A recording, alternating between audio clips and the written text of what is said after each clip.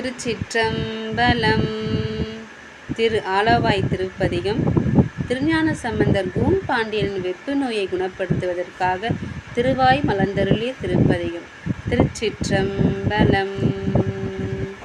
மந்திரமாவது நீரு வானவர் மேலது நீரு, மந்திரமாவது நீரு வானவர் மேலது நீரு, சுந்தரமாவது நீரு துதிக்கப்படுவது நீரு, தந்திரமாவது நீரு சமயத்தில் உள்ளது நீரு, செந்துவர் வாய்வுமை பங்கன் திரு ஆலவாயான் திருநீரே, திரு ஆலவாயான் திருநீரே, வேதத்தில் உள்ளது நீரு